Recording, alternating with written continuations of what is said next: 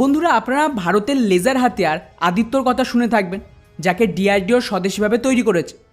কিন্তু মুশকিল হলো এই হাতিয়ার খুব বেশি শক্তিশালী নয়, যা দিয়ে আপনি যুদ্ধ বিমান বা মিসাইলকেও ধ্বংস করবেন। এটা কেবলমাত্র ছোটোখাটো ড্রোনকেই ধ্বংস করতে সাহায্য করে।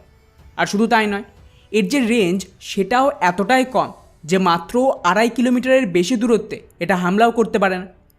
ফলে বুঝতেই পারছেন যে এই ধরনের লেজার সিস্টেম একটা সফলতা হলেও খুব বেশি কাজের নয়। আর ঠিক এই কারণেই এই সমস্ত সমস্যাকে মাথায় রেখে ভারত এবারে এমন এক ধরনের লেজার হাতিয়ার তৈরি করেছে যা শত্রুর ড্রোন থেকে শুরু করে মিসাইল এই সব কিছুর বিরুদ্ধেই সুরক্ষা দেবে। অর্থাৎ সোজা ভাষায় এটা ভারতের প্রথম actual laser based air defence system হবে, যা মেনলি চীনের বিরুদ্ধে ডিপ্লয় করা সম্ভব। আর বন্ধুরা, এটাকে নিয়ে আজ একটা খুবই বড় আপডেট সামনে এসেছে, যেখানে ডিআরডিওর যে ল্যাব এই জাতীয় লেজার হাতিয়ারকে তৈরি করে তারা অলরেডি ভারতের আদিত্য লেজার হাতিয়ারের থেকেও মোটামুটি কয়েকশো গুণ বেশি শক্তিশালী একটা নতুন লেজার হাতিয়ারের ডিজাইন বানিয়ে ফেলেছে, যা ভবিষ্যতে ভারতের মেন এয়ার ডিফেন্স সিস্টেম হবে।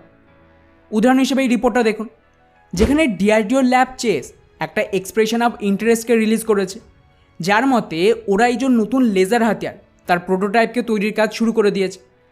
রিপোর্ট অনুযায়ী এখানে বেসিক্যালি ডিআরডিও ল্যাব একটা পার্টনারকে খুঁজছে যারা এই নতুন হাই পাওয়ার লেজার সিস্টেমের জন্য বিম কন্ট্রোল ডিভাইসের ম্যানুফ্যাকচারিং করবে। কেননা ভারতের এই যে ডিআরডিও তারা কিন্তু কোনো হাতিয়ার নিজেরা ম্যানুফ্যাকচার করে না, ওদের কাজ কেবলমাত্র ল্যাবরেটরিতে এর টেকনোলজিকে ডেভেলপ করা। এরপর ওরা অন্য কোনো দেশীয় কোম্পানির সাথে হাত মিলিয়ে তাদেরকে এই সমস্ত টেকনোলজি ট্রান্সফার করে দেয়। এবারে ওই দেশীয় কোম্পানির কাজ হলো এই ডিজাইন আর টেকনোলজিকে কাজে লাগিয়ে ওই অ্যাকচুয়াল সিস্টেমকে তৈরি করা। হ্যাঁ, ডেফিনেটলি এর ফান্ডিং, এর টেকনিক্যাল সাপোর্ট এগুলো সবই ডিআরডিও তরফ থেকেই দেওয়া হবে। এরপর এই সিস্টেম তৈরি হয়ে গেলে সেটা ডিআরডিওকে হ্যান্ড ওভার করা হবে, যেখানে ডিআরডিও সায়েন্টিস্টরা এই সিস্টেমের টেস্টিং করবে। আর তারপর সব কিছু ঠিকঠাক থাকলে ওই সেম কোম্পানির প্রোডাকশন শুরু করবে। ঠিক একইভাবে ডিআরডিওর লেজার টেকনোলজি ল্যাব চেস এই লেজার বিম কন্ট্রোল সিস্টেমকে ডেভেলপ করে ফেলেছে, যেটাকে ওরা কোনো প্রাইভেট কোম্পানিকে দেবে টেকনোলজি ট্রান্সফারের সাথে, যাতে এই সিস্টেম ওখানে ম্যানুফ্যাকচার করা যায়। যাই হোক, এবারে আসি আসল কথায় যে এই লেজার হাতিয়ার অ্যাকচুয়ালি ঠিক কতটা শক্তিশালী হবে। তো বন্ধুরা, যেমনটা আমি আগেই বললাম যে ডিআরডিও অনেক আগে আরও একটা লেজার হাতিয়ার বানিয়ে ফেলেছে যার নাম হলো আদিত্য। আর ওটা কিন্তু অ্যাকচুয়ালি টেকনোলজি ডেমোস্ট্রেটার ছিল, অর্থাৎ সোজা ভাষায় ওখানে ডিআরডিও নিজেদের লেজার হাতিয়ারের সমস্ত টেকনোলজিকে প্রুভ করলো। এর জন্য যে ধরনের সাবসিস্টেম দরকার সেগুলো তৈরি করেছে। আর এখন ডিআরডিওর কাছে পুরো টেকনিক্যাল এক্সপার্টাইজ রয়েছে আরও বড় লেভেলে এই হাতিয়ারকে তৈরি করার জন্য, যার আন্ডারে এই নতুন লেজার হাতিয়ার আদিত্যর তুলনায় মোটামুটি কয়েকশো গুণ বেশি শক্তিশালী হবে। অর্থাৎ আদিত্য যেখানে মাত্র 2.5 কিলোমিটার দূরে অ্যাটাক করতে পারত, সেখানে নতুন অস্ত্র 25 কিলোমিটারের বেশি রেঞ্জ দেবে। মানে এটা আমাদের যে স্বদেশি আকাশ এয়ার ডিফেন্স সিস্টেম রয়েছে ঠিক সেই ক্যাটাগরির।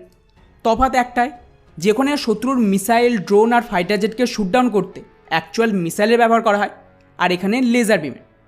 আর শুধু তাই নয়, এই নতুন সিস্টেমের যে ওভারঅল লেজারের ক্ষমতা সেটাও এতটাই শক্তিশালী হবে যা দিয়ে বড় সাইজের ড্রোন, যেমন ধরুন আমেরিকার যে MQ-9 ক্যাটাগরির ড্রোন, এরকম বড় সাইজের অ্যাটাক ড্রোন, সার্ভিল্যান্স ড্রোন এগুলিকে ডিস্ট্রয় করতে পারবে, এবং তার সাথে শত্রুর মিসাইলকেও শুটডাউন করা সম্ভব। তবে বন্ধুরা, এখানে তার চেয়েও গুরুত্বপূর্ণ বিষয় আমাদের এই যে আদিত্য লেজার হাতিয়ার, এটা কম শক্তিশালী হলেও এর সবচেয়ে বড় সমস্যা কি জানেন? এর সাইজ। রিপোর্ট অনুযায়ী একটা আদিত্য লেজারকে অপারেট করার জন্য এবং এটাকে পাওয়ার দেওয়ার জন্য মোটামুটি 3টে 8x8-এর ট্রাক এবং কমান্ড পোস্টের প্রয়োজন। ফলে বুঝতেই পারছেন যে এটা কোনো ছোটোখাটো সিস্টেম না। অন্যদিকে এই নতুন লেজার হাতিয়ারের সবচেয়ে বড় বিশেষত্বই হবে এটা আদিত্যর তুলনায় বেশি শক্তিশালী, কিন্তু তার চেয়ে সাইজের দিক থেকে অনেকটাই ছোট হবে, মানে কম্প্যাক্ট ডিজাইন। যার সবচেয়ে বড় সুবিধা, খুব দ্রুত এগুলিকে ডিপ্লয়মেন্ট করা সম্ভব এবং এগুলো হাইলি মোবাইল সিস্টেম হবে।